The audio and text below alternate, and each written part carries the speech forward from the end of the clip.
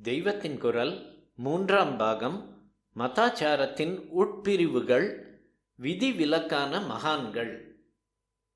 அதீத நிலையில் குலாச்சாரத்தை மீறி போன மகான்களை நமக்கு மாடலாக நினைத்து கொண்டு விடக்கூடாது. அவர்களுடைய அசாதாரண உள் அனுபவத்தின் அத்தாரிட்டியிலேயே அவர்கள் எந்த எதிர்ப்பையும் பொருட்படுத்தாமல் இப்படி செய்தார்கள். அப்படிப்பட்ட அனுபவம் நமக்கும் வந்து விட்டதாக பிரமை கொண்டு விடக்கூடாது. சித்தாந்தம் பண்ணி வாதித்து ஜெயிக்க தெரியாதவர்களும் இப்படி அதீத அனுபவத்தின் மேல் குலாச்சாரத்துக்கு வித்தியாசமாக பண்ணினதுண்டு. ரணச்சண்டிகையை உபாசிக்கிற ராஜபுத்திரர்களில் இப்படித்தான் மீராபாய் கிருஷ்ண பக்தி என்று, அதுவும் பாதிவிரத்தியத்துக்கு கூட வித்தியாசம் மாதிரி தெரியும் நாயிகா பாவத்தில் பண்ணி கொண்டிருந்தாள். இவள் பண்ணினது பக்தி வழியிலேயும் குலாச்சாரத்துக்கு வித்தியாசம், பொது சமூகத்தின் ஸ்திரீ தர்மத்துக்கும் வித்தியாசம். பாரத தேசம் பூராவுக்குமே பாதிவிரத்தியம் முக்கியம் என்றாலும் ராஜபுத்திர ஸ்திரீகள் அதிலே ரொம்ப தீவிரமாக போனவர்கள். துருக்கர்களோடு யுத்தம் பண்ணி ராஜபுத்திர வீரர்கள் ரணபூமியில் மரணமடைந்த சமயங்களில் அவர்களுடைய பத்தினிமார் கூட்டம் கூட்டமாக அப்படியே நெருப்பை மூட்டிக்கொண்டு அக்னி பிரவேசம் செய்திருக்கிறார்கள். இப்படிப்பட்ட தேசத்தில்தான் மீராபாய் புருஷன் அபிப்பிராயத்துக்கு வித்தியாசமாக போனது மட்டும் இல்லாமல் கிரிதர கோபாலனுக்கே தான் பத்தினி என்ற பாவத்தில் பரவசமாக பாடியிருக்கிறாள்.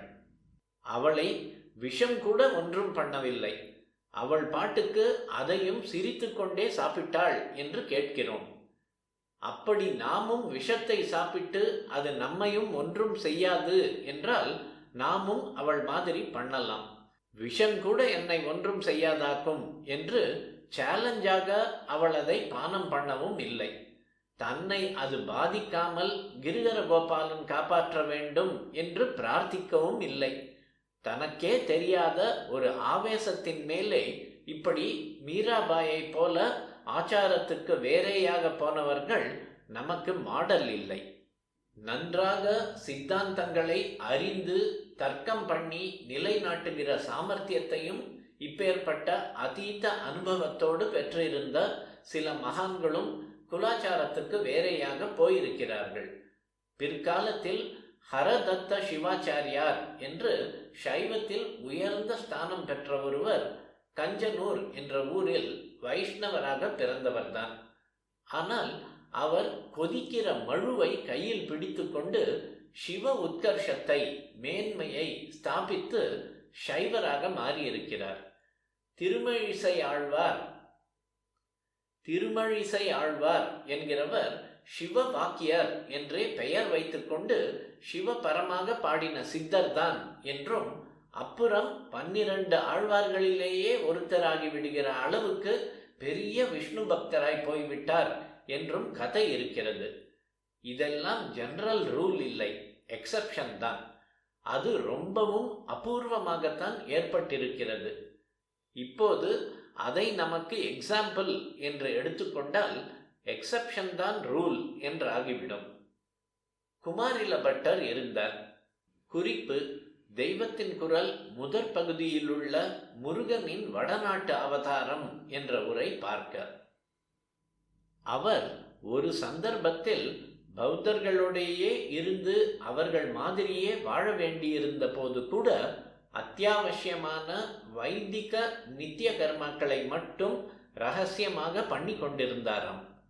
கூன் பாண்டியன் சமணனாகிவிட்ட போது அவனுடைய பத்தினி மங்கையர்கரசி ரகசியமாகவே வஸ்திரத்துக்குள்ளே விபூதி இட்டுக் கொள்வாளாம். முழுக்க நம்முடைய மதத்திலேயே அவர்கள் கன்விக்ஷன் உள்ளவர்களாய் இருந்தாலும் ஃபோர்ஸ் ஆஃப் சர்க்கம்ஸ்டான்சஸ், சூழ்நிலையின் நெரிசலில் மதாந்தரத்தை அனுசரிப்பவர்களைப் போல வெளியில் காட்டிக்கொள்ள வேண்டியிருந்தது. ஆனால் பிற்காலத்தில் இவர்களே ஹிந்து மதம் புது ஜீவனோடு எழும்புவதற்கு காரணமாயிருந்திருக்கிறார்கள். நம் தேசத்தில் வடக்கே பௌத்தம் தலை சாய்வதற்கு முக்கிய காரணமாயிருந்தவர் குமாரில பட்டர். அவர் குமாரசுவாமியின் அம்சம். அதே போல தென் தேசத்தில் ஜைனம் நலிந்து வைதிக மதம் புத்துயிர் பெற காரணமாயிருந்த சுப்பிரமணிய அவதாரம்தான் ஞான சம்பந்தர் என்றால், அந்த ஞான சம்பந்தர் இப்படிப்பட்ட பெருமையை கொள்வதற்கு காரணமாக அவரை மதுரைக்கு வரவழைத்தது மங்கையர்க்கரசிதான். அவளை 63 நாயன்மார்களிலேயே ஒன்றாக சேர்த்திருக்கிறது. அதாவது குமாரில பட்டர், மங்கையர்க்கரசி ஆகியவர்களும் நம் லெவலுக்கு ரொம்பவும் மேலே இருந்தவர்கள். ஆனாலும் குமாரில பட்டர் குலாச்சாரத்தை விட்டு பௌத்தர்களின் ஆச்சாரத்தை கொஞ்ச காலம் அனுசரித்தார் என்றால், அது அவர்களுடைய சித்தாந்தங்களை ஒன்றுவிடாமல் தெரிந்து கொண்டு அப்புறம் அதற்கு பதிலுக்கு பதில் சொல்லி இந்து மதத்தை, அதாவது குலாச்சாரத்தை இன்னும் நன்றாக நிலைநாட்ட வேண்டும் என்பதற்காகவே நல்ல உத்தேசத்தோடேயே இப்படி செய்தும் கூட பாபம் என்று நினைத்து சுப்பிரமணிய அம்சமேயான அவ்வளவு பெரியவர் பிற்காலத்தில் பிராயச்சித்தமாக தம்மை சுற்றி உமியை கருக்கி கொண்டு அதிலேயே கொஞ்சம் கொஞ்சமாக பிராணத்தியாகம் செய்தார். குலாச்சாரத்தை விட்டதால் பத்தித்தனாவதற்கு பதில் இப்படி கோர மரணம் ஏற்படுத்தி கொள்வதே மேல் என்று அவர் காட்டினதுதான் நமக்கு படிப்பினையே தவிர நடுவிலே அதை விட்டது அல்ல. மங்கையர்க்கரசி புருஷன் வழியை பத்தினி மீறவே கூடாது என்பதற்காகத்தான் அவன் ஜைனனாகிவிட்ட போது தானும் நம்முடைய குலாச்சாரத்தை தைரியமாக வெளிப்பட அனுசரிக்காமல் இருந்தது. தன் இஷ்டப்படி நடக்க வேண்டும் என்று அல்ல.